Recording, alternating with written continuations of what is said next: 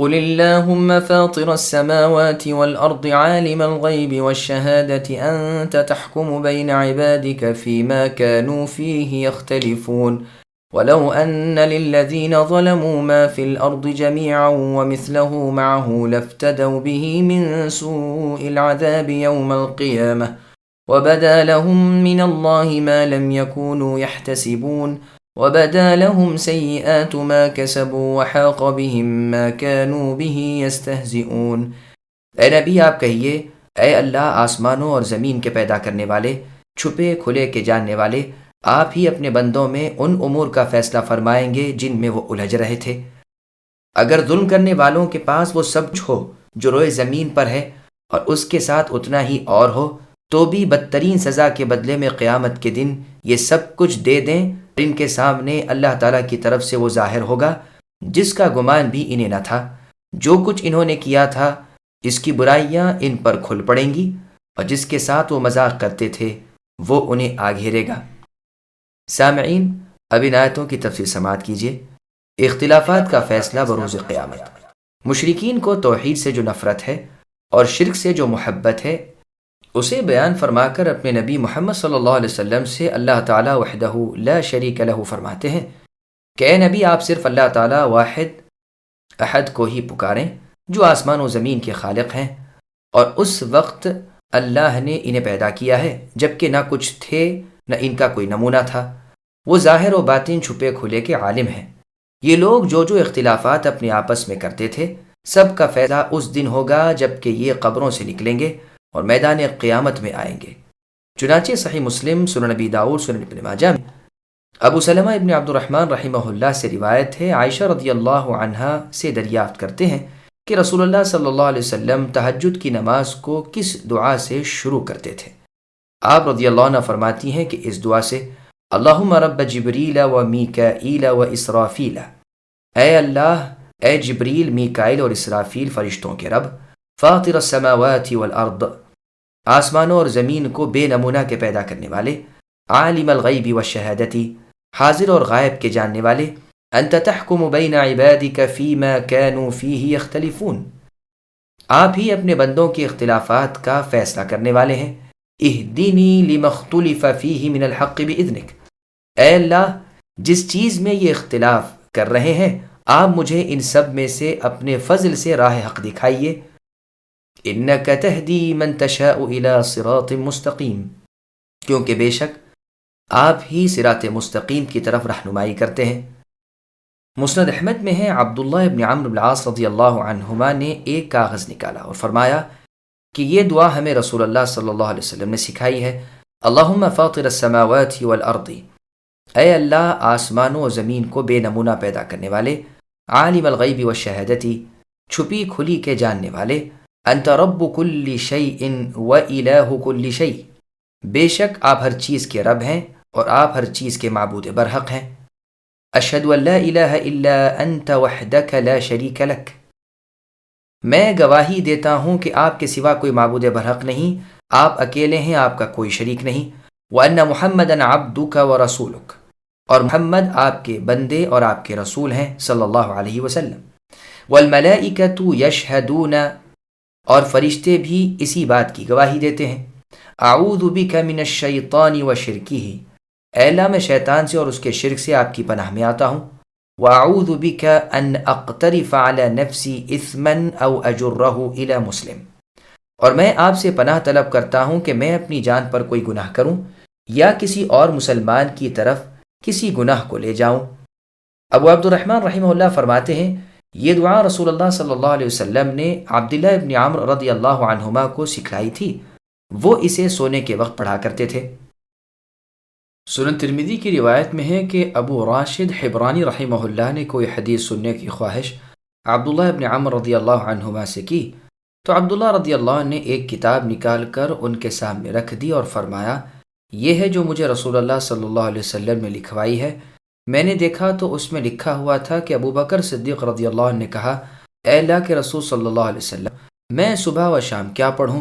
رسول اللہ صلی اللہ علیہ وسلم نے فرمایا، یہ پڑھو، اللہم فاطر السماوات والارض، اے اللہ، آسمانوں و زمین کے پیدا کرنے والے، عالم الغیب والشہادتی، ڈھکی کھلی ہر چیز کا علم رکھنے والے، لا الہ الا انت، نہیں ہے کوئی معبود برحق سوائے آپ کے، رب کل شیء و ملیکہ، ہر چیز کے آپ رب ہیں اور ہر چیز کے بادشاہ ہیں، اعوذ بک من شر نفسی و شر الشیطان و شرکہ، اے اللہ میں آپ کی پناہ میں آتا ہوں میرے اپنے جی کی برائی سے اور شیطان کی برائی سے اور اس کے شرک سے، او اقترف علی نفسی سوءا او اجرہ الی مسلم، اور اس بات سے آپ کی پناہ مانگتا ہوں کہ میں اپنی جان پر کوئی گناہ کروں یا کسی اور مسلمان کی طرف اس گناہ کو لے جاؤں۔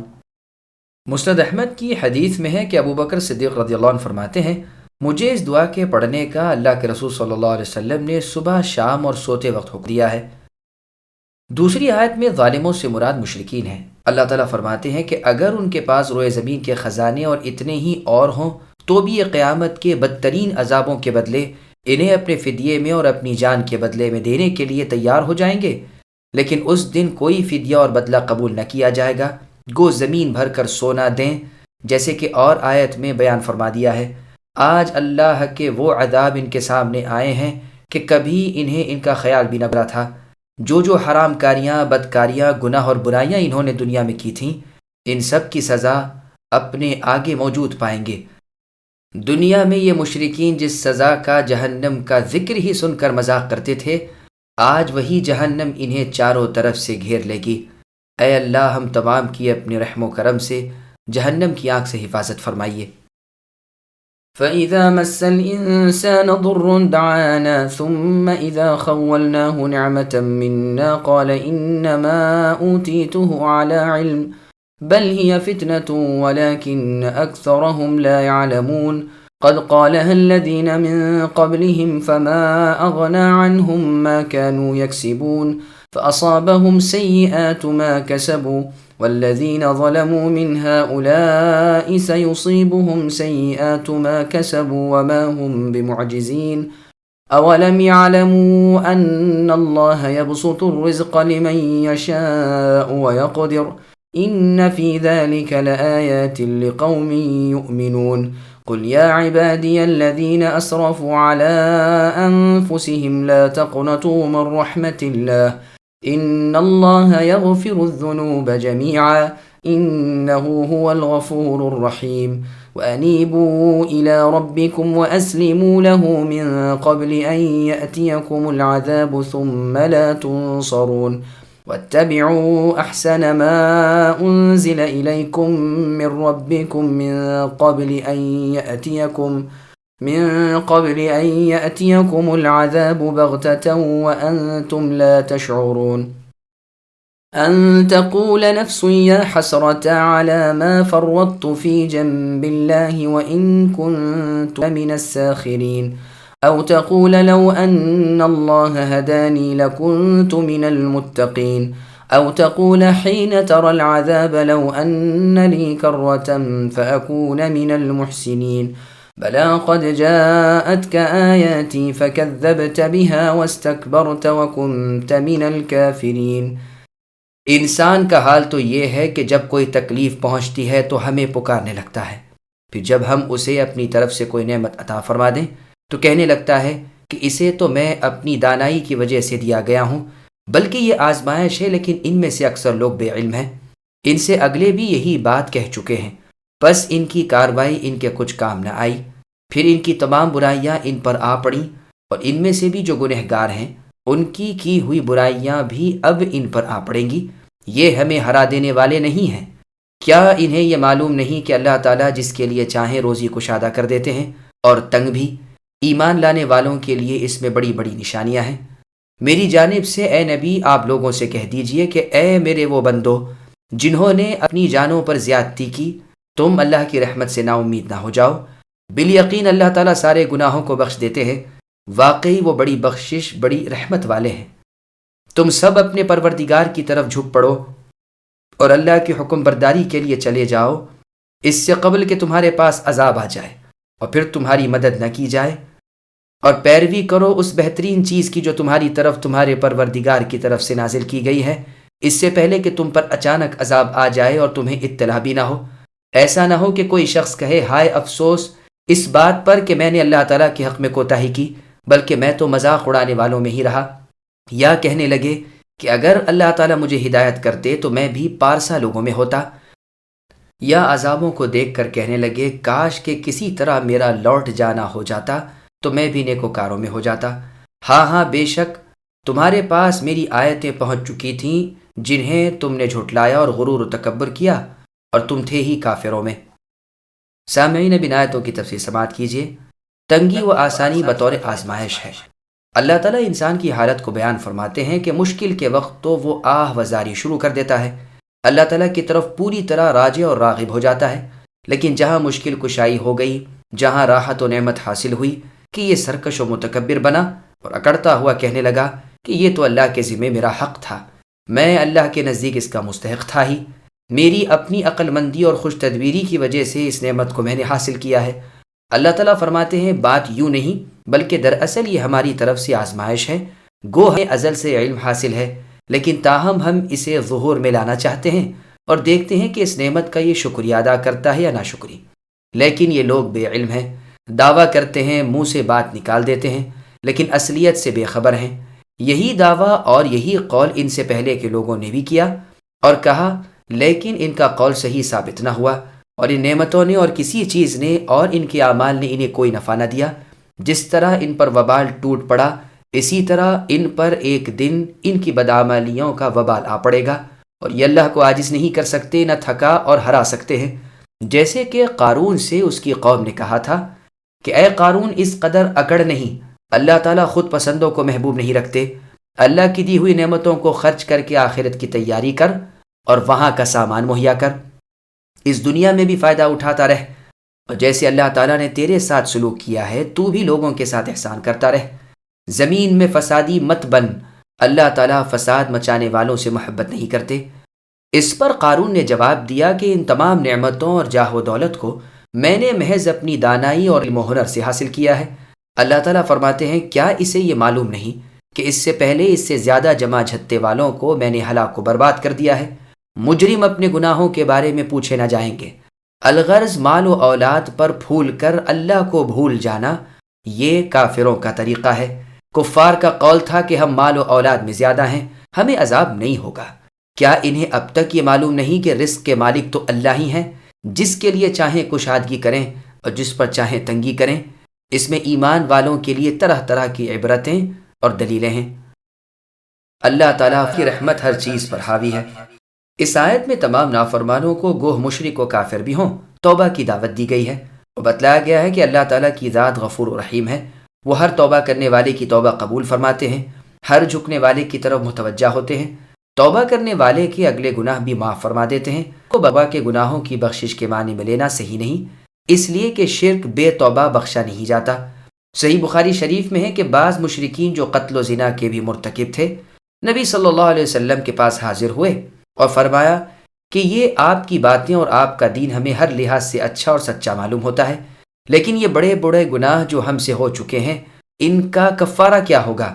اس پر آیت سورہ فرقان کی آیت نمبر 38 والذین لا يدعون مع اللہ، اور یہ آیت نازل ہوئی۔ یہ روایت سنن نبی داؤد اور نسائی میں بھی ہے۔ سنن نبی داؤد اور ترمذی وغیرہ میں ہے کہ اسماء رضی اللہ عنہا فرماتی ہیں میں نے رسول اللہ صلی اللہ علیہ وسلم سے سنا آپ اس آیت کی تلاوت اسی طرح فرما رہے تھے انہ عمل غیر صالح، اور اس آیت کو اس طرح پڑھتے ہوئے سنا یا عبادی الذین اسرفوا عن انفسهم لا تقنطوا من رحمت اللہ ان اللہ یغفر الذنوب جميعا ولا يبالی انہ هو الغفور الرحیم۔ پس ان کل احادیث سے ثابت ہو رہا ہے کہ توبہ سے سب گناہ معاف ہو جاتے ہیں، بندے کو رحمت رب سے مایوس نہ ہو جانا چاہیے، گو گناہ کتنے ہی بڑے اور کتنے ہی کثرت سے ہوں، توبہ اور رحمت کا دروازہ ہمیشہ کھلا ہی رہتا ہے اور وہ بہت ہی کشادہ ہے۔ اللہ تعالیٰ کا سورہ توبہ کی آیت نمبر 104 میں ارشاد ہے الم یعلموا ان اللہ هو يقبل التوبة عن عباده، کیا لوگ نہیں جانتے کہ اللہ تعالیٰ اپنے بندوں کی توبہ قبول فرماتے ہیں؟ اور سورہ نساء کی آیت نمبر 110 میں فرمایا وَمَن يَعْمَلْ سُوءًا أَوْ يَظْلِمْ نَفْسَهُ الآیہ، یعنی جو برا کام کرے یا اپنی جان پر ظلم کر بیٹھے تو اللہ تعالیٰ سے استغفار کرے، وہ اللہ کو بخشنے والا اور مہربانی کرنے والا پائے گا۔ منافقوں کی سزا جو جہنم کی سب سے نیچے طبقے میں ہوگی اسے بیان فرما کر سورہ بقرہ کی آیت نمبر 160 میں اللہ نے فرمایا الا الذین تابوا واصلحوا، یعنی اس سے وہ مستثنا ہے جو توبہ کریں اور اپنی اصلاح کر لیں۔ اور سورہ مائدہ کی آیت نمبر 73 میں مشرکین نصارہ کے اس شرک کا کہ وہ اللہ کو تین میں کا تیسرا مانتے ہیں ذکر کر کے ان کی سزاؤں کے بیان سے پہلے فرما دیا اِن لَمْ يَنْتَهُوا عَمَّا يَقُولُونَ، کہ اگر یہ نصارہ اپنے قول سے باز نہ آئے، یعنی عیسیٰ علیہ السلام کو اللہ کا بیٹا کہنے سے باز نہ آئے، تو پھر اللہ تعالیٰ عظمت و کبریائی جلال و شان والے نے فرمایا یہ کیوں اللہ تعالیٰ سے توبہ نہیں کرتے اور کیوں اللہ سے استغفار نہیں کرتے، وہ تو بڑے ہی غفور و رحیم ہیں۔ ان لوگوں کا جنہوں نے خندقیں کھود کر مسلمانوں کو آگ میں ڈالا تھا، ذکر کرتے ہوئے بھی اللہ نے فرمایا کہ جو مسلمان مرد و عورتوں کو تکلیف پہنچا کر پھر بھی توبہ نہ کریں ان کے لیے عذاب جہنم اور عذاب نار ہے۔ امام حسن بصری رحمہ اللہ فرماتے ہیں کہ اللہ کے کرم و جود کو دیکھو کہ اپنے دوستوں کے قاتلوں کو بھی توبہ اور مغفرت کی طرف بلا رہے ہیں۔ اس مضمون کی اور بھی بہت سی آیتیں ہیں۔ صحیحین کی حدیث میں اس شخص کا واقعہ بھی مذکور ہے جس نے 99 آدمیوں کو قتل کیا تھا، پھر بنی اسرائیل کے ایک عابد سے پوچھا کہ کیا اس کے لیے توبہ ہے، اس نے انکار کیا، اس نے اسے بھی قتل کر دیا۔ پھر ایک عالم سے پوچھا، اس نے جواب دیا کہ تجھ میں اور توبہ میں کوئی روک نہیں، اور حکم دیا کہ موحدوں کی بستی میں چلا جائے۔ چنانچہ یہ اس گاؤں کی طرف چلا، لیکن راستے میں ہی موت آ گئی۔ رحمت اور عذاب کے فرشتوں میں آپس میں اختلاف ہوا۔ اللہ عز و جل نے زمین کے ناپنے کا حکم دیا تو ایک بالشت بھر نیک لوگوں کی بستی جس طرف وہ ہجرت کر کے جا رہا تھا قریب نکلی، اور یہ انہی کے ساتھ ملا دیا گیا، اور رحمت کے فرشتے اس کی روح کو لے گئے۔ یہ بھی مذکور ہے کہ وہ موت کے وقت سینے کے بل اس طرف گھسٹتا ہوا چلا تھا، اور یہ بھی وارد ہوا ہے کہ نیک لوگوں کی بستی کو قریب ہو جانے کا اور برے لوگوں کی بستی کو دور ہو جانے کا خود اللہ تعالیٰ نے حکم دیا تھا۔ یہ تمام روایات صحیح بخاری، صحیح مسلم اور صحیح ابن حبان میں ہیں۔ یہ ہے خلاصہ اس حدیث کا، اور پوری حدیث اپنی جگہ بیان ہو چکی ہے۔ ابن عباس رضی اللہ عنہما اس آیت کی تفسیر میں فرماتے ہیں کہ اللہ عز و جل نے تمام بندوں کو اپنی مغفرت کی طرف بلایا ہے، انہیں بھی جو مسیح علیہ السلام کو اللہ کہتے تھے، انہیں بھی جو آپ کو اللہ کا بیٹا کہتے تھے، انہیں بھی جو عزیر علیہ السلام کو اللہ کا بیٹا بتلاتے تھے، انہیں بھی جو اللہ کو فقیر کہتے تھے، انہیں بھی جو اللہ کے ہاتھوں کو بند بتلاتے تھے، اور انہیں بھی جو اللہ کو تین میں کا تیسرا کہتے تھے۔ اللہ تعالیٰ ان سب سے فرماتے ہیں کہ یہ کیوں اللہ تعالیٰ کی طرف نہیں جھکتے اور کیوں اللہ سے اپنے گناہوں کی معافی نہیں چاہتے۔ اللہ تو بڑی ہی بخشش والے اور بہت ہی رحم کرنے والے ہیں۔ پھر توبہ کی دعوت اللہ تعالیٰ نے اسے دی جس کا قول ان سے بڑھ چڑھ کر تھا، جس نے دعویٰ کیا تھا کہ میں تمہارا بلند و بالا رب ہوں، جو کہتا تھا کہ میں نہیں جانتا کہ تمہارا کوئی معبود میرے سوا بھی ہے۔ ابن عباس رضی اللہ عنہما فرماتے ہیں کہ اس کے بعد بھی جو شخص اللہ کے بندوں کو توبہ سے مایوس کرے وہ اللہ عز و جل کی کتاب کا انکاری ہے، لیکن اسے سمجھ لو کہ جب تک اللہ کسی بندے پر اپنی مہربانی سے رجوع نہ فرمائے اسے توبہ نصیب نہیں ہوتی۔ قرآن کی 4 جامع آیات۔ طبرانی میں ابن مسعود رضی اللہ عنہ کا قول ہے کہ کتاب اللہ قرآن کریم میں سب سے زیادہ عظمت والی آیت آیت الکرسی ہے، اور خیر و شر کی سب سے زیادہ جامع آیت سورہ نحل کی آیت نمبر 90 ہے، ان اللہ یأمر بالعدل والاحسان، اور سارے قرآن میں سب سے زیادہ خوشی کی آیت سورہ زمر کی قل یا عبادی الذین اسرفوا علی انفسہم ہے، اور سب سے زیادہ ڈھارس دینے والی آیت سورہ طلاق کی آیت نمبر 2 اور 3 ہے، من یتق اللہ یجعل لہ مخرجا ویرزقہ من حیث لا یحتسب، یعنی اللہ سے ڈرتے رہنے والوں کی مخلصی خود اللہ تعالیٰ کر دیتے ہیں اور اسے ایسی جگہ سے روزی دیتے ہیں جہاں کا اسے گمان و خیال بھی نہ ہو۔ مسروق رحمہ اللہ نے یہ سن کر فرمایا کہ بے شک آپ سچے ہیں۔ عبداللہ بن مسعود رضی اللہ عنہ جا رہے تھے کہ آپ نے ایک واعظ کو دیکھا جو لوگوں کو نصیحت کر رہا تھا۔ آپ نے فرمایا کیوں تو لوگوں کو مایوس کر رہا ہے؟ پھر اسی آیت کی تلاوت کی۔ ان احادیث کا بیان جن میں نا امیدی اور مایوسی کی ممانعت ہے۔ چنانچہ مسند احمد میں ہے، رسول اللہ صلی اللہ علیہ وسلم فرماتے ہیں اس ذات کی قسم جس کے ہاتھ میں میری جان ہے، اگر تم خطائیں کرتے کرتے زمین و آسمان پر کر دو پھر اللہ سے استغفار کرو تو یقین وہ تمہیں بخش دیں گے۔ اللہ کی قسم جس کے ہاتھ میں محمد صلی اللہ علیہ وسلم کی جان ہے، اگر تم خطائیں کرو ہی نہیں تو اللہ عز و جل تمہیں فنا کر کے ان لوگوں کو لائیں جو خطا کر کے استغفار کریں اور پھر اللہ انہیں بخشے۔ صحیح مسلم نے سنن ترمذی میں ابو ایوب انصاری رضی اللہ عنہ اپنے انتقال کے وقت فرماتے ہیں، ایک حدیث میں نے تم سے آج تک بیان نہیں کی تھی، اب بیان کر دیتا ہوں۔ میں نے رسول اللہ صلی اللہ علیہ وسلم سے سنا ہے، آپ نے فرمایا ہے، اگر تم گناہ ہی نہ کرتے تو اللہ عز و جل ایسی قوم کو پیدا کرتے جو گناہ کرتی، پھر اللہ انہیں بخشتے۔ مسند احمد میں ہے، رسول اللہ فرماتے ہیں، گناہ کا کفارہ ندامت اور شرمساری ہے، اور رسول اللہ نے فرمایا اگر تم گناہ نہ کرتے تو اللہ تعالیٰ ایسے لوگوں کو لاتے جو گناہ کریں پھر وہ انہیں بخشے۔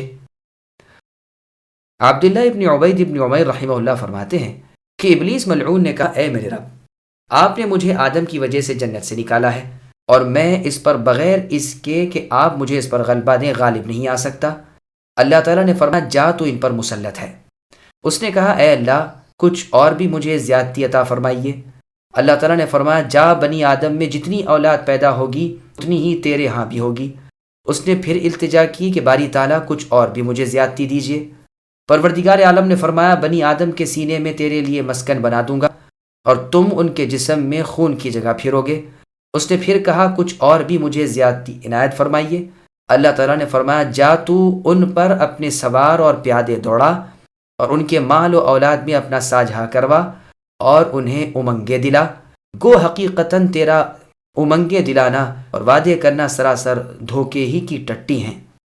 اس وقت آدم علیہ السلام نے دعا کی کہ اے میرے پروردگار، آپ نے اس ابلیس کو مجھ پر مسلط کر دیا، اب میں اس سے بغیر آپ کے بچائے بچ نہیں سکتا۔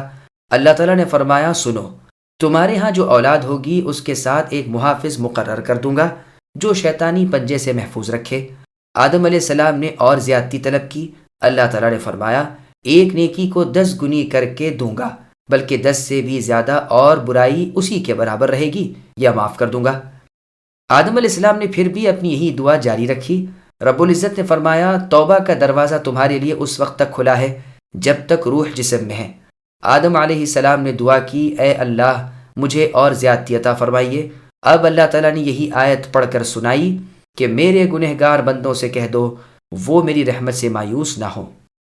اس کی سند تابعی عبداللہ ابن عبید ابن عمیر رحمہ اللہ تک سند ہے، اور اس کو امام ابن ابی حاتم نے اپنی تفسیر میں ذکر کیا ہے۔ بندوں کی مایوسی کو توڑ کر انہیں بخشش کی امید دلا کر پھر حکم دیا اور رغبت دلائی کہ وہ توبہ کی طرف اور نیک عمل کی طرف سبقت اور جلدی کریں، ایسا نہ کہ اللہ تعالیٰ کے عذاب آ پڑیں جس وقت کے کسی کی مدد کچھ کام نہیں آتی، اور انہیں چاہیے کہ عظمت والے قرآن کریم کی تابع داری اور ماتحتی میں مشغول ہو جائیں، اس سے پہلے کہ اچانک عذاب آ جائیں اور یہ بے خبری میں ہی ہوں۔ اس وقت قیامت کے دن بے توبہ مرنے والے اور اللہ کی بات میں کمی کرنے والے بڑی حسرت اور بہت افسوس کریں گے، اور آرزو کریں گے کہ کاش کہ ہم خلوص کے ساتھ اللہ تعالیٰ کے احکام بجا لاتے۔ افسوس کہ ہم تو بے یقین رہے، اللہ کی باتوں کی تصدیق ہی نہ کی بلکہ ہنسی مذاق ہی سمجھتے رہے، اور کہیں گے کہ اگر ہم بھی ہدایت پا لیتے تو یقیناً رب کی نافرمانیوں سے دنیا میں اور اللہ کے عذابوں سے آخرت میں بچ جاتے، اور عذاب کا معائنہ کر کے افسوس کرتے ہوئے کہیں گے کہ اگر اب دوبارہ دنیا کی طرف جانا ہو جائے تو دل کھول کر نیکیاں کریں۔ تفسیر ابن جریر طبری میں ہے کہ ابن عباس رضی اللہ عنہما فرماتے ہیں کہ بندے کیا عمل کریں گے اور کیا کچھ وہ کہیں گے، اور ان کے عمل اور ان کے قول سے پہلے ہی اللہ تعالیٰ نے ان کی خبر دے دی، اور فی الواقع اللہ سے زیادہ باخبر کون ہو سکتا ہے؟ نہ اللہ سے زیادہ سچی خبر کوئی دے سکتا ہے۔ بدکاروں کے یہ تینوں قول بیان فرمائے، اور دوسری جگہ یہ خبر دے دی کہ اگر یہ واپس دنیا میں بھیجے جائیں تو بھی ہدایت کو اختیار نہ کریں گے، بلکہ جن کاموں سے روکے گئے ہیں انہی کو کرنے لگیں گے، اور یہاں جو کہتے ہیں سب جھوٹ نکلے گا۔ چنانچہ مسند احمد کی حدیث میں ہے، رسول اللہ نے فرمایا، ہر جہنمی کو اس کی جنت کی جگہ دکھائی جاتی ہے، اس وقت وہ کہتا ہے کاش کہ اللہ مجھے ہدایت دیتے، یہ اس لیے کہ اسے حسرت و افسوس ہو، اور اسی طرح ہر جنتی کو اس کی جہنم کی جگہ دکھائی جاتی ہے۔ اس وقت وہ کہتا ہے کہ اگر مجھے اللہ تعالیٰ ہدایت نہ دیتے تو میں جنت میں نہ آ سکتا، یہ اس لیے کہ وہ شکر میں اور احسان کے ماننے میں اور بڑھ جائے۔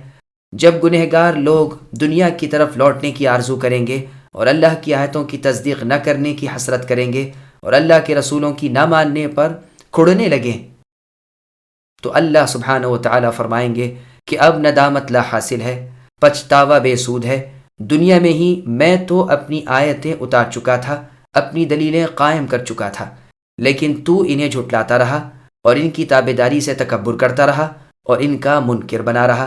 کفر اختیار کیا، اب کچھ نہیں ہو سکتا سوائے جہنم کے دیکھتے ہوئے عذاب کے۔ وَيَوْمَ الْقِيَامَةِ تَرَى الَّذِينَ كَذَبُوا عَلَى اللَّهِ وُجُوهُهُمْ مُسْوَدَّةٌ أَلَيْسَ فِي جَهَنَّمَ مَثْوًى لِّلْمُتَكَبِّرِينَ وَيُنَجِّي اللَّهُ الَّذِينَ اتَّقَوْا بِمَفَازَتِهِمْ لَا يَمَسُّهُمُ السُّوءُ وَلَا هُمْ يَحْزَنُونَ۔ اور جن لوگوں نے اللہ پر جھوٹ باندھا ہے، اے نبی آپ دیکھیں گے کہ قیامت کے دن ان کے چہرے سیاہ ہو گئے ہوں گے۔ کیا تکبر کرنے والوں کا ٹھکانہ جہنم میں نہیں؟ بے شک ہے۔ اور جن لوگوں نے پرہیزگاری کی انہیں اللہ تعالیٰ ان کی کامیابی کے ساتھ بچا لیں گے، انہیں کوئی برائی چھو بھی نہ سکے گی اور نہ وہ کسی طرح غمگین ہوں گے۔ سامعین، اب ان آیتوں کی تفسیر سماعت کیجیے۔ تکبر کرنے والے کا انجام۔ قیامت کے دن دو طرح کے لوگ ہوں گے، کالے منہ والے اور نورانی چہرے والے۔ تفرقہ اور اختلاف والوں کے چہرے تو سیاہ پڑ جائیں گے، اور اہل السنہ والجماعہ اصحاب الحدیث کی خوبصورت شکلیں نورانی ہو جائیں۔ اللہ کے شریک ٹھہرانے والے اللہ کی اولاد مقرر کرنے والوں کو دیکھیں گے کہ ان کے جھوٹ اور بہتان کی وجہ سے ان کے منہ کالے ہوں گے، اور حق کو قبول نہ کرنے اور تکبر و خود نمائی کرنے کے وبال میں یہ جہنم میں جھونک دیے جائیں گے، جہاں بڑی ذلت کے ساتھ سخت تر اور بدترین سزائیں بھگتیں گے۔ ہاں، اللہ کا ڈر رکھنے والے اپنی کامیابی اور سعادت مندی کی وجہ سے ان عذابوں سے اور اس ذلت اور مار پیٹ سے بالکل بچے ہوئے ہوں گے۔ کوئی برائی ان کے پاس بھی نہ پھٹکے گی۔ گھبراہٹ اور غم جو قیامت کے دن عام ہوگا وہ ان سے الگ ہوگا۔ ہر غم سے بے غم اور ہر ڈر سے بے ڈر اور ہر سزا سے بے سزا اور ہر دکھ سے بے پرواہ ہوں گے۔ کسی قسم کی ڈانٹ جھڑکی انہیں نہ دی جائے گی۔ امن و امان کے ساتھ، راحت و چین کے ساتھ اللہ تعالیٰ کی تمام نعمتیں حاصل کیے ہوئے ہوں گے۔ اللہ ہمیں لوگوں میں شامل فرمائے۔ اللہ خالق كل شيء وهو على كل شيء وكيل له مقاليد السماوات والأرض والذين كفروا بآيات الله أولئك هم الخاسرون قل أفغير الله تأمروني أعبد أيها الجاهلون وَلَقَدْ أُوحِيَ إِلَيْكَ وَإِلَى الَّذِينَ مِن قَبْلِكَ لَئِنْ أَشْرَكْتَ لَيَحْبَطَنَّ عَمَلُكَ وَلَتَكُونَنَّ مِنَ الْخَاسِرِينَ بَلِ اللَّهَ فَاعْبُدْ وَكُن مِّنَ الشَّاكِرِينَ۔ اللہ تعالیٰ ہر چیز کے پیدا کرنے والے ہیں اور وہی ہر چیز پر قدرت رکھنے والے ہیں۔ آسمانوں اور زمین کی کنجیوں کے مالک وہی ہیں۔ جن جن لوگوں نے اللہ کی آیتوں کا انکار کیا وہی خسارہ اور نقصان اٹھانے والے ہیں۔ اے نبی آپ کہہ دیجئے، اے جاہلو، کیا تم مجھ سے اللہ کے سوا اوروں کی عبادت کو کہتے ہو؟ یقیناً تمہاری طرف بھی اور تم سے پہلے کے تمام نبیوں کی طرف بھی وحی کی گئی ہے کہ اگر تم نے شرک کیا تو بلا شبہ تمہارا عمل ضائع ہو جائے گا اور بالیقین تم نقصان اٹھانے والوں میں سے ہو جاؤ گے۔ بلکہ آپ اے نبی اللہ ہی کی عبادت کرتے رہیے اور شکر کرنے والوں میں سے ہو جائیے۔ سامعین، اب ان آیتوں کی تفسیر سماعت کیجیے۔ شرک ہر کسی کے اعمال کو برباد کرتا ہے۔ تمام جاندار اور بے جان چیزوں کے خالق، مالک، رب اور متصرف اللہ تعالیٰ اکیلے ہی ہیں۔ ہر چیز اللہ کی ماتحتی میں اور اللہ کے قبضے میں اور اللہ کی تدبیر میں ہے۔ سب کے کارساز و وکیل اللہ تعالیٰ ہی ہیں۔ تمام کاموں کی باغ ڈور اللہ ہی کے ہاتھ میں ہے۔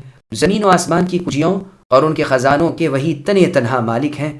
حمد و ستائش کے قابل اور ہر چیز پر قادر وہی ہیں۔ کفر و انکار کرنے والے بڑے ہی گھاٹے اور نقصان میں ہیں۔ ابن عباس رضی اللہ عنہما فرماتے ہیں، مشرکین نے رسول اللہ سے کہا کہ آؤ تم ہمارے معبودوں کی پوجا کرو اور ہم تمہارے رب کی پرستش کریں گے۔ اس پر آیت قل افغیر اللہ سے من الخاسرین تک نازل ہوئی۔ یہی مضمون اس آیت میں بھی ہے، یعنی سورہ انعام کی آیت نمبر 79 میں، وَلَوْ أَشْرَكُوا لَحَبِطَ عَنْهُمْ مَا كَانُوا يَعْمَلُونَ۔ اوپر انبیاء علیہ السلام کا ذکر ہے، پھر فرمایا اگر بالفرض یہ انبیاء بھی شرک کریں تو ان کے تمام اعمال اکارت اور ضائع ہو جائیں۔ یہاں بھی فرمایا کہ اے نبی آپ کی طرف اور آپ سے پہلے کے تمام انبیاء کی طرف ہم نے وحی بھیج دی ہے کہ جو بھی شرک کرے اس کے عمل غارت اور وہ نقصان یافتہ اور ضیاءکار۔ پس آپ کو چاہیے کہ آپ خلوص کے ساتھ رب واحد اللہ تعالی جس کے کوئی شریک نہیں ہے عبادت میں لگے رہیے اور اللہ کے شکر گزار بنے رہیے، آپ بھی اور آپ کے ماننے والے مسلمان بھی۔ وما قدر الله حق قدره والأرض جميعا قبضته يوم القيامة والسماوات مطويات بيمينه سبحانه وتعالى عما يشركون۔ اور ان کفار و مشرکین نے جیسی عظمت اللہ تعالیٰ کی کرنی چاہیے تھی نہیں کی، جبکہ ساری زمین قیامت کے دن اللہ کی مٹھی میں ہوگی اور تمام آسمان اللہ کے داہنے ہاتھ میں لپٹے ہوئے ہوں گے۔ وہ پاک اور برتر ہے ہر اس چیز سے جسے لوگ اللہ کا شریک بنائیں۔ سامعین، اب اس آیت کی تفسیر سماعت کیجیے۔ مشرکین نے اللہ تعالیٰ کا مقام نہیں سمجھا۔ مشرکین نے دراصل اللہ تعالیٰ کی قدر و عظمت جانی ہی نہیں، اسی وجہ سے وہ اللہ کے ساتھ دوسروں کو شریک کرنے لگے۔ اس سے بڑھ کر عزت والا، اللہ سے زیادہ بادشاہت والا، اللہ سے بڑھ کر غلبہ اور قدرت والا کوئی نہیں، نہ کوئی اللہ کا ہمسر و برابری کرنے والا ہے۔ یہ آیت کفار قریش کے بارے میں نازل ہوئی ہے۔ انہیں اگر قدر ہوتی تو اللہ کی باتوں کو غلط نہ جانتے۔ جو شخص اللہ تعالیٰ کو ہر چیز پر قادر مانے وہ ہے جس نے اللہ کی عظمت کی، اور جس کا یہ عقیدہ نہ ہو وہ اللہ تعالیٰ کی قدر کرنے والا نہیں۔ اس آیت کے متعلق بہت سی احادیث آئی ہیں۔ اس جیسی آیتوں کے بارے میں سلف صالحین کا مسلک یہی رہا ہے کہ جس طرح اور جن لفظوں میں یہ آئی ہیں اسی طرح انہی لفظوں کے ساتھ انہیں مان لینا اور ان پر ایمان رکھنا، نہ ان کی کیفیت ٹٹولنا، نہ ان میں تحریف و تبدیل کرنی۔ صحیح بخاری شریف میں اس آیت کی تفسیر میں ہے کہ یہودیوں کا ایک بہت بڑا عالم رسول اللہ صلی اللہ علیہ وسلم کے پاس آیا اور کہنے لگا کہ ہم یہ لکھا پاتے ہیں، یعنی اپنی کتابوں میں، کہ اللہ عز و جل ساتوں آسمانوں کو ایک انگلی پر رکھ لیں گے اور سب زمینوں کو ایک انگلی پر رکھ لیں گے اور درختوں کو ایک انگلی پر رکھ لیں گے اور پانی اور مٹی کو ایک انگلی پر اور باقی تمام مخلوق کو ایک انگلی پر رکھ لیں گے، پھر فرمائیں گے میں ہی سب کا مالک اور سچا بادشاہ ہوں۔ رسول اللہ صلی اللہ علیہ وسلم نے اس کی بات کی سچائی پر ہنس دیے، یہاں تک کہ آپ کے مسوڑے ظاہر ہو گئے۔ پھر آپ نے اسی آیت کی تلاوت کی۔ یہ روایت صحیح مسلم نیز ترمذی میں بھی ہے۔ مسند احمد کی حدیث بھی قریب اسی کے ہے۔ اس میں ہے کہ رسول اللہ صلی اللہ علیہ وسلم ہنسے اور اللہ تعالیٰ نے یہ آیت اتاری۔ صحیح بخاری شریف میں ہے اللہ تعالیٰ زمین کو قبض کر لیں گے اور آسمان کو اپنی داہنی مٹھی میں لے لیں گے، پھر فرمائیں گے میں ہوں بادشاہ، کہاں ہے زمین کے بادشاہ؟ صحیح مسلم کی اس حدیث میں ہے کہ زمینیں اللہ کی ایک انگلی پر ہوں گی اور آسمان اللہ کے داہنے ہاتھ میں ہوں گے، پھر اللہ فرمائیں گے میں ہی بادشاہ ہوں۔ مسند احمد میں ہے کہ رسول اللہ صلی اللہ علیہ وسلم نے ایک دن ممبر پر اس آیت کی تلاوت کی اور آپ اپنا ہاتھ ہلاتے جاتے تھے، آگے پیچھے لا رہے تھے اور فرماتے تھے اللہ تعالیٰ اپنی بزرگی آپ خود بیان فرمائیں گے کہ میں جبار ہوں، میں متکبر ہوں، میں مالک ہوں، میں باعزت ہوں، میں کریم ہوں۔ رسول اللہ اس کے بیان کے وقت اتنا ہل رہے تھے کہ ہمیں ڈر لگنے لگا کہ کہیں ممبر آپ سمیت گر نہ پڑے۔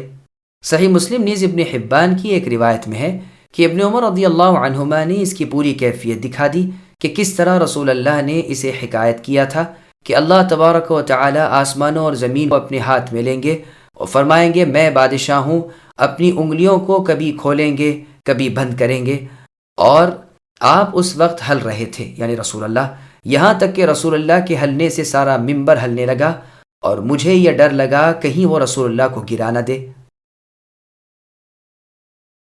ونفخ في الصور فصعق من في السماوات ومن في الأرض إلا من شاء الله ثم نفخ فيه أخرى فإذا هم قيام ينظرون وأشرقت الأرض بنور ربها ووضع الكتاب وجيء بالنبيين والشهداء وقضي بينهم بالحق وهم لا يظلمون ووفيت كل نفس ما عملت وهو أعلم بما يفعلون۔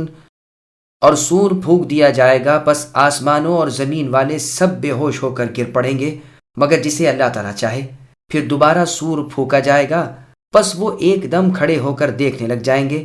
زمین اپنے پروردگار کے نور سے جگمگا اٹھے گی، نام اعمال حاضر کیے جائیں گے، نبیوں اور گواہوں کو لایا جائے گا اور لوگوں کے درمیان حق فیصلے کر دیے جائیں گے، وہ ظلم نہ کیے جائیں گے۔ جس شخص نے جو کچھ کیا ہے بھرپور دے دیا جائے گا، جو کچھ لوگ کر رہے ہیں اللہ تعالیٰ اسے بخوبی جاننے والے ہیں۔ سامعین، اب ان آیتوں کی تفسیر سماعت کیجیے۔ قیامت کی ہولناکیاں۔ قیامت کی ہولناکی اور دہشت و وحشت کا ذکر ہو رہا ہے کہ سور پھونکا جائے گا. یہ دوسرا سور ہوگا جس سے ہر زندہ مر جائے گا، خواہ آسمان میں ہو خواہ زمین میں، مگر جسے اللہ چاہے. سور کی مشہور حدیث میں ہے کہ پھر باقی والوں کی روحیں قبض کی جائیں گی، یہاں تک کہ سب سے آخر خود ملک الموت کی روح بھی قبض کی جائے گی، اور صرف اللہ تعالیٰ ہی باقی رہ جائیں گے جو حی و قیوم ہے، جو اول سے تھے اور آخر میں دوام کے ساتھ رہ جائیں گے. پھر اللہ تعالیٰ فرمائیں گے آج کس کا راج پاٹ ہے، 3 مرتبہ یہی فرمائیں گے. پھر خود آپ ہی اپنے آپ جواب دیں گے کہ اللہ واحد و قہار کا، میں ہی اکیلا ہوں جس نے ہر چیز کو اپنی ماتحتی میں کر رکھا ہے، آج میں نے سب کو فنا کا حکم دے دیا ہے. پھر اللہ تعالیٰ اپنی مخلوق کو دوبارہ زندہ کریں گے. سب سے پہلے اسرافیل علیہ السلام کو زندہ کریں گے اور انہیں حکم دیں گے کہ دوبارہ نفخہ پھونکیں. یہ تیسرا سور ہوگا جس سے ساری مخلوق جو مردہ تھی زندہ ہو جائے گی، جس کا بیان اس آیت میں کہ اور نفخہ پھونکا جائے گا اور سب لوگ اٹھ کھڑے ہوں گے اور نظریں دوڑانے لگیں گے، یعنی قیامت کی دل دوز حالت دیکھنے لگیں گے، جیسے اللہ تعالیٰ نے سورہ نازعات کی آیت نمبر 13 اور 14 میں فرمایا فَإِنَّمَا هِيَ زَجْرَةٌ وَاحِدَةٌ فَإِذَا هُمْ بِالسَّاهِرَةِ، یعنی وہ تو صرف ایک ہی سخت آواز ہوگی جس سے سب لوگ فوراً ہی ایک میدان میں موجود ہو جائیں گے. اور سورہ بنی اسرائیل کی آیت نمبر 52 میں فرمایا یوم یدعوکم فتستجیبون بحمدہ الآیہ، یعنی جس دن اللہ تعالیٰ انہیں بلائیں گے تو تم سب اللہ کی حمد کرتے ہوئے اللہ کی پکار کو مان لو گے اور دنیا کی زندگی کو کم سمجھنے لگو گے. اور اللہ عز و جل نے سورہ روم کی آیت نمبر 25 میں فرمایا وَمِنْ آیَاتِهِ أَن تَقُومَ السَّمَاءُ وَالْأَرْضُ الآیہ، اللہ کی نشانیوں میں سے زمین و آسمان کا اللہ کے حکم سے قائم رہنا ہے. پھر جب وہ تمہیں زمین میں سے پکار کر بلائیں گے تو تم سب ایک بارگی نکل پڑو گے. مسند احمد میں ہے کہ ایک شخص نے عبداللہ ابن عمر رضی اللہ عنہما سے کہا کہ آپ فرماتے ہیں اتنے وقت تک قیامت آ جائے گی. آپ نے ناراض ہو کر فرمایا جی تو چاہتا ہے کہ تم سے کوئی بات بیان ہی نہ کروں، میں نے تو کہا تھا بہت تھوڑی مدت میں تم اہم امر دیکھو گے. پھر فرمایا میں نے رسول اللہ صلی اللہ علیہ وسلم سے سنا ہے میری امت میں دجال آئے گا اور وہ 40 تک رہے گا. میں نہیں جانتا کہ 40 دن یا 40 مہینے یا 40 سال یا 40 راتیں. پھر اللہ تعالیٰ عیسیٰ ابن مریم علیہ السلام کو بھیجیں گے. وہ بالکل صورت و شکل میں عروہ ابن مسعود الثقفی رضی اللہ عنہ جیسے ہوں گے. اللہ تعالیٰ عیسیٰ علیہ السلام کو غالب کریں گے اور دجال آپ کے ہاتھوں ہلاک ہوگا. پھر 7 سال تک لوگ اس طرح ملے جلے رہیں گے کہ ساری دنیا میں 2 شخصوں کے درمیان بھی آپس میں رنجش و عداوت نہ ہوگی. پھر پروردگار عالم شام کی طرف سے ایک ہلکی ٹھنڈی ہوا چلائیں گے جس سے تمام ایمان والوں کی روح قبض کر لی جائے گی، یہاں تک کہ جس کے دل میں رائی کے دانے کے برابر ایمان ہوگا وہ بھی فوت ہو جائے گا، یہ خواہ کہیں بھی ہوں. یہاں تک کہ اگر کسی پہاڑ کی کوہ میں بھی کوئی مسلمان ہوگا تو یہ ہوا وہاں بھی پہنچے گی. میں نے اسے رسول اللہ صلی اللہ علیہ وسلم سے سنا ہے. پھر تو بدترین لوگ باقی رہ جائیں گے جو اپنے کمینے پن میں مثل پرندوں کے ہلکے اور بے وقوفی میں مثل درندوں کے بے وقوف ہوں گے، نہ اچھائی کو اچھائی سمجھیں گے اور نہ برائی کو برائی جانیں گے. ان پر شیطان ظاہر ہوگا اور کہے گا شرماتے نہیں کہ تم نے بت پرستی چھوڑ رکھی ہے، چنانچہ وہ اس کے بہکائے میں آ کر بت پرستی شروع کر دیں گے. اس حالت میں پھر اللہ تعالیٰ ان کی روزی میں اور ان کے معاش میں کشادگی عطا فرمائے ہوئے ہوں گے. پھر سور پھونک دیا جائے گا جس کے کان میں اس کی آواز جائے گی، وہ ادھر گرے گا ادھر کھڑا ہوگا پھر گرے گا. سب سے پہلے اس کی آواز جس کے کان میں پڑے گی وہ شخص ہوگا جو اپنا حوض ٹھیک کر رہا ہوگا، فوراً بے ہوش ہو کر زمین پر گر پڑے گا. پھر تو ہر شخص بے ہوش اور خود فراموش ہو جائے گا. پھر اللہ تعالیٰ بارش نازل فرمائیں گے جو شبنم کی طرح ہوگی، اس سے لوگوں کے جسم اگ نکلیں گے. پھر دوسرا سور پھونکا جائے گا تو سب زندہ کھڑے ہو جائیں گے اور دیکھنے لگیں گے. پھر کہا جائے گا کہ اے لوگو اپنے رب کی طرف چلو، انہیں ٹھہرا لو، ان سے سوالات کیے جائیں گے. پھر فرمایا جائے گا کہ جہنم کا حصہ نکالو. پوچھا جائے گا کس قدر؟ جواب ملے گا ہر 1000 سے 999. یہ دن ہوگا کہ بچے بوڑھے ہو جائیں گے اور یہی دن ہوگا جس میں پنڈلی کھولی جائے گی، یعنی اللہ تعالیٰ اپنی پنڈلی کو کھولیں گے اور تمام اہل محشر اس امت کے ایمان والے اور بدکار لوگ سب کے سب اللہ کی پنڈلی کو دیکھ کر سجدے میں گریں گے، جیسا کہ دوسری روایات سے ثابت ہے. صحیح بخاری میں ہے دونوں نفخوں کے درمیان 40 ہوں گے. راوی حدیث ابو ہریرہ رضی اللہ عنہ سے سوال ہوا کہ کیا 40 دن؟ فرمایا میں جواب دینے سے انکاری ہوں. پوچھا گیا کیا 40 سال؟ فرمایا میں اس کا جواب نہیں دوں گا۔ پوچھا گیا 40 ماہ؟ فرمایا میں اس کا بھی انکار کرتا ہوں۔ انسان کی سب چیز سڑ گل جائے گی مگر ریڑھ کی ہڈی، اسی سے مخلوق کی ترتیب دی جائے گی۔ اللہ تعالیٰ ایک اور آیت میں فرماتے ہیں کہ بقدر ذرے کے بھی ظلم نہیں کرتے، وہ نیکیوں کو بڑھاتے ہیں اور اپنے پاس سے اجر عظیم عنایت فرماتے ہیں۔ اسی لیے یہاں بھی ارشاد ہو رہا ہے کہ ہر شخص کو اس کے بھلے برے عمل کا پورا پورا بدلہ دیا جائے گا۔ بے شک اللہ تعالیٰ ہر شخص کے اعمال سے بخوبی واقف اور خبردار ہے۔ وسيق الذين كفروا إلى جهنم زمرا حتى إذا جاءوها فتحت أبوابها وقال لهم خزنتها ألم يأتكم رسل منكم يتلون عليكم آيات ربكم وينذرونكم لقاء يومكم هذا قالوا بلى ولكن حقت كلمة العذاب على الكافرين قیل ادخلوا ابواب جہنم خالدین فیہا فبئس مثوى المتکبرین۔ اور کافروں کے غول جہنم کی طرف ہکائے جائیں گے، جب وہ اس کے پاس پہنچ جائیں گے اس کے دروازے کھول دیے جائیں گے اور وہاں کے نگہبان ان سے سوال کریں گے کہ کیا تمہارے پاس تم میں سے رسول نہیں آتے تھے جو تم پر تمہارے رب کی آیتیں پڑھتے تھے اور تمہیں اس دن کی ملاقات سے آگاہ کرتے تھے؟ یہ جواب دیں گے ہاں درست ہے، لیکن عذاب کا حکم کافروں پر ثابت ہو گیا۔ کہا جائے گا کہ اب جہنم کے دروازوں میں داخل ہو جاؤ جہاں ہمیشگی ہے، پس سرکشوں کا ٹھکانہ بہت ہی برا ہے۔ سامعین، اب ان آیتوں کی تفسیر سماعت کیجیے۔ ناکام گروہ اور فرشتوں کا مکالمہ۔ بدنصیب منکرین حق کفار کا انجام بیان ہو رہا ہے کہ وہ جانوروں کی طرح رسوائی اور ذلت سے ڈانٹ ڈپٹ اور جھڑکی سے جہنم کی طرف ہکائے جائیں گے۔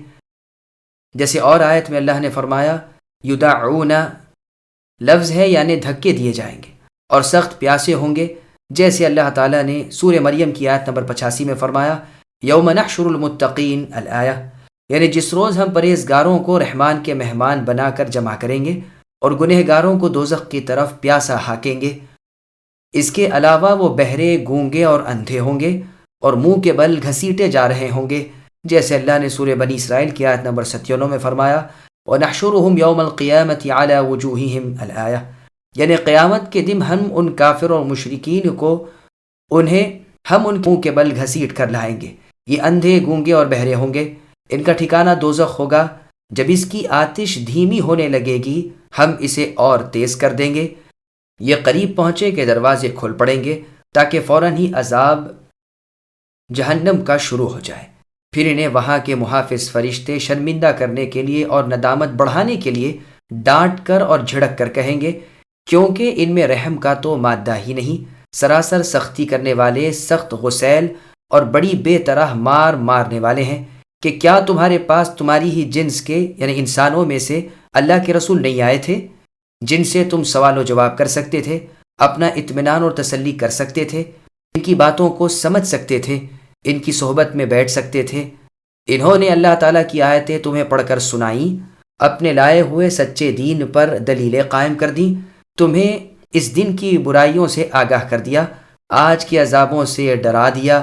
کافر اقرار کریں گے کہ ہاں یہ سچ ہے، بے شک اللہ تعالیٰ کے پیغمبر ہم میں آئے، انہوں نے دلیلیں بھی قائم کی، ہمیں بہت کچھ کہا سنا بھی، ڈرایا دھمکایا بھی، لیکن ہم نے ان کی ایک نہ مانی بلکہ ان کے خلاف کیا، مقابلہ کیا، کیونکہ ہماری قسمت میں ہی شقاوت اور سختی اور بدبختی تھی، ازلی بد نصیب ہم تھے، حق سے ہٹ گئے اور باطل کے طرفدار بن گئے۔ جیسے سورہ تبارک کی آیت میں ہے کہ جب جہنم میں کوئی گروہ ڈالا جائے گا اس سے وہاں کے محافظ پوچھیں گے کہ کیا تمہارے پاس کوئی ڈرانے والا نہیں آیا تھا؟ وہ جواب دیں گے کہ ہاں آیا تو تھا، لیکن ہم نے اس کی تکذیب کی یعنی اس کو جھٹلایا اور کہہ دیا کہ اللہ تعالیٰ نے کچھ بھی نازل نہیں فرمایا، تم بڑی بھاری غلطی میں ہو۔ اگر ہم سنتے یا سمجھتے تو آج جہنم والوں میں نہ ہوتے، یعنی اپنے تئیں آپ ملامت کرنے اور اپنے گناہ کا خود اقرار کریں گے۔ اللہ فرمائیں گے دوری اور خسارہ ہو، لعنت اور پھٹکار ہو جہنمیوں پر۔ کہا جائے گا یعنی ہر وہ شخص جو انہیں دیکھے گا اور ان کی حالت کو معلوم کرے گا وہ صاف کہہ اٹھے گا کہ بے شک یہ اسی لائق ہیں، اسی لیے کہنے والے کا نام نہیں لیا گیا۔ بلکہ اسے مطلق چھوڑا گیا تاکہ اس کا عموم باقی رہے اور اللہ تعالیٰ کے عدل کی گواہی کامل ہو جائے۔ ان سے کہہ دیا جائے گا کہ اب جاؤ، جہنم میں یہی ہمیشہ جلتے بھلستے رہو، نہ یہاں سے کسی طرح کسی وقت چھٹکارا ملے، نہ تمہیں موت آئے۔ آہ، یہ کیا ہی برا ٹھکانہ ہے جس میں دن رات جلنا ہی جلنا ہے۔ یہ ہے تمہارے تکبر کا اور حق کو نہ ماننے کا بدلہ، جس نے تمہیں ایسی بری جگہ پہنچایا اور یہیں کا کر دیا۔ کیا ہی برا حال ہے اور کیا ہی عبرتناک نتیجہ ہے۔ اللہ تعالی ہمیں محفوظ رکھے، آمین۔ وسيق الذين اتقوا ربهم إلى الجنة زمرا حتى إذا جاءوها وفتحت أبوابها وقال لهم خزنتها سلام عليكم طبتم فادخلوها خالدين وقالوا الحمد لله الذي صدقنا وعده وأورثنا الأرض نتبوأ من الجنة حيث نشاء فنعم أجر العاملين۔ اور جو لوگ اپنے رب سے ڈرتے تھے ان کے گروہ جنت کی طرف روانہ کیے جائیں گے، یہاں تک کہ جب اس کے پاس آ جائیں گے اور دروازے کھول دیے جائیں گے اور وہاں کے نگہبان ان سے کہیں گے تم پر سلام ہو، تم خوشحال ہو، تم اس میں ہمیشہ کے لیے چلے جاؤ۔ یہ کہیں گے اللہ کا شکر ہے جس نے ہم سے اپنا وعدہ پورا کیا اور ہمیں اس زمین یعنی جنت کا وارث بنا دیا کہ جنت میں جہاں چاہیں مقام کریں، بس عمل کرنے والوں کا بہت ہی اچھا بدلہ ہے۔ سامعین، اب ان آیتوں کی تفسیر سماعت کیجیے۔ جنتیوں کا استقبال۔ گزشتہ آیتوں میں بدبختوں کا انجام اور ان کا حال بیان ہوا، یہاں سعادت مندوں کا نتیجہ بیان ہو رہا ہے کہ یہ بہترین خوبصورت اونٹنیوں پر سوار ہو کر جنت کی طرف پہنچائے جائیں گے۔ ان کی بھی جماعتیں ہوں گی، مقربین خاص کی جماعت، پھر ابرار کی، پھر ان سے کم درجے والوں کی، پھر ان سے کم درجے والوں کی۔ ہر جماعت اپنے مناسب لوگوں کے ساتھ ہوگی، انبیاء کے ہمراہ، صدیق اپنے جیسوں کے ساتھ، شہید لوگ اپنے والوں کے ہمراہ، علماء اپنے جیسے کے ساتھ، غرض ہر ہم جنس اپنے میل کے لوگوں کے ساتھ ہوں گے۔ جب یہ جنت کے پاس پہنچیں گے، پل صراط سے پار ہو چکے ہوں گے، وہاں ایک پل پر ٹھہرائے جائیں گے اور ان میں آپس میں جو مظالم ہوں گے ان کا قصاص اور بدلہ ہو جائے گا۔ جب پاک صاف ہو جائیں گے تو جنت میں جانے کی اجازت پائیں گے۔ سور کی مطول حدیث میں ہے کہ جنت کے دروازوں پر پہنچ کر یہ آپس میں مشورہ کریں گے کہ دیکھو سب سے پہلے کسے اجازت دی جاتی ہے۔ پھر وہ آدم علیہ السلام کا قصد کریں گے، پھر نوح علیہ السلام کا، پھر ابراہیم علیہ السلام کا، پھر موسیٰ علیہ السلام کا، پھر عیسیٰ علیہ السلام کا، پھر محمد صلی اللہ علیہ وسلم کا، جیسے میدان محشر میں شفاعت کے موقع پر بھی کیا تھا۔ اس سے بڑا مقصد احمد مجتبیٰ محمد مصطفیٰ صلی اللہ علیہ وسلم کی فضیلت کا موقع بموقع اظہار کرنا ہے۔ صحیح مسلم کی حدیث میں ہے، رسول اللہ نے فرمایا، میں وہ پہلا سفارشی ہوں جنت میں، اور روایت میں ہے میں وہ پہلا شخص ہوں جو جنت کا دروازہ کھٹکھٹاؤں گا۔ مسند احمد میں ہے، رسول اللہ نے فرمایا، میں قیامت کے دن جنت کا دروازہ کھلوانا چاہوں گا تو وہاں کا داروغہ مجھ سے پوچھے گا کہ آپ کون ہیں؟ میں کہوں گا محمد صلی اللہ علیہ وسلم۔ وہ کہے گا مجھے یہی حکم تھا کہ آپ کی تشریف آوری سے پہلے جنت کا دروازہ کسی کے لیے نہ کھولوں۔ جنتیوں کے حسن و جمال کا منظر۔ مسند احمد میں ہے کہ پہلی جماعت جو جنت میں جائے گی ان کے چہرے 14ویں رات کے چاند جیسے ہوں گے، تھوک، رینٹ، پیشاب، پاخانہ وہاں کچھ نہ ہوگا۔ ان کے برتن اور سامان آرائے سونے چاندی کا ہوگا۔ ان کی انگوٹھیوں میں بہترین اگر خوشبو دے رہا ہوگا، ان کا پسینہ مشک ہوگا۔ ان میں سے ہر ایک کی 2 بیویاں ہوں جن کی پنڈلی کا گودا بوجہ حسن و نزاکت، صفائی اور نفاست کے گوشت کے پیچھے سے نظر آ رہا ہوگا۔ کسی 2 میں کوئی اختلاف اور حسد و بغض نہ ہوگا، سب کے دل مل کر ایسے ہوں گے جیسے ایک شخص کا دل۔ صبح شام اللہ کی تسبیح میں گزرے گی۔ مسند اعلیٰ میں ہے، رسول اللہ نے فرمایا، پہلی جماعت جو جنت میں جائے گی ان کے چہرے 14ویں رات کے چاند کی طرح روشن ہوں گے۔ ان کے بعد والی جماعت کے چہرے ایسے ہوں گے جیسے بہترین چمکتا ستارہ۔ پھر قریب قریب اوپر والی حدیث کے بیان ہے، اور یہ بھی ہے کہ ان کے قد 60 ہاتھ کے ہوں گے جیسے آدم علیہ السلام کا قد تھا۔ صحیح بخاری نے صحیح مسلم کی حدیث میں ہے، رسول اللہ نے فرمایا کہ میری امت کی ایک جماعت جو 70,000 کی تعداد میں ہوگی پہل جنت میں داخل ہوگی۔ ان کے چہرے 14ویں رات کے چاند کی طرح چمک رہے ہوں گے۔ یہ سن کر عکاشہ بن محصن رضی اللہ عنہ نے درخواست کی کہ اللہ کے رسول، اللہ تعالیٰ سے دعا کیجئے کہ اللہ مجھے بھی انہی میں کر دے۔ آپ نے دعا کی کہ اے اللہ انہیں بھی انہی میں سے کر دیجئے۔ پھر ایک انصاری نے بھی یہی عرض کی۔ رسول اللہ نے فرمایا عکاشہ تم پر سبقت لے گئے۔ ان 70,000 کا بے حساب جنت میں داخل ہونا بہت سی کتابوں میں بہت سی سندوں سے بہت سے صحابہ سے مروی ہے، چنانچہ بخاری اور مسلم میں ہے۔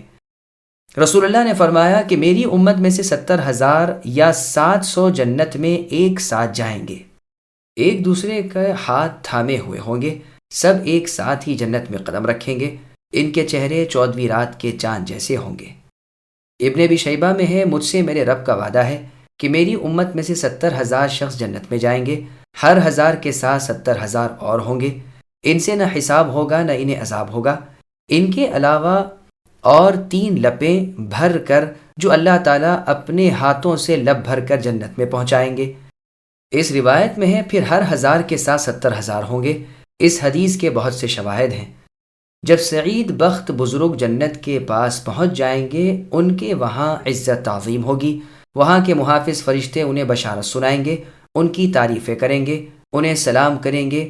اس کے بعد کا جواب قرآن میں محذوف رکھا گیا ہے تاکہ عمومیت باقی رہے۔